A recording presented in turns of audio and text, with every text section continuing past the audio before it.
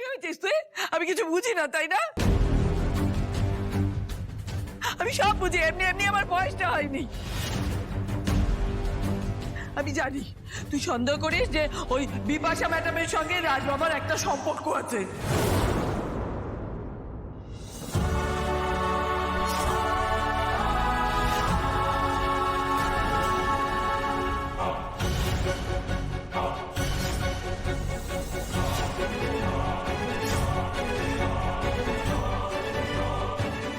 সত্যি করে বল, তুই সন্দেহ করিস কিনা?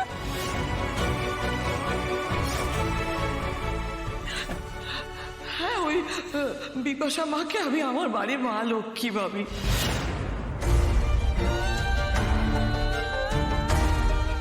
কারণ ওই ম্যাডামের যদি আশীর্বাদ না থাকতো তাহলে এই বাড়িতে তো টাকাই ঢুকতো না।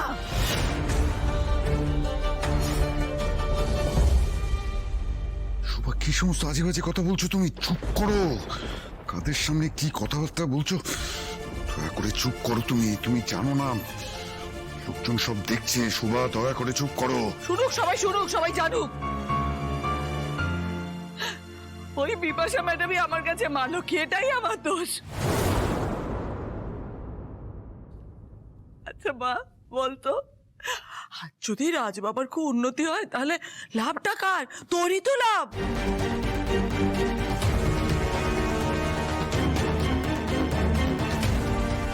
মা, আমি স্ত্রীর সাথে এইসব নিয়ে কথা বলবো, তুমি প্লিজ শান্ত হও। আমি আর সহ্য করতে পারছি না বাবা, তুই হয় এই চাকরি ছাড়, তাহলে এই বাড়ি থেকে চলে যাও ওকে নিয়ে।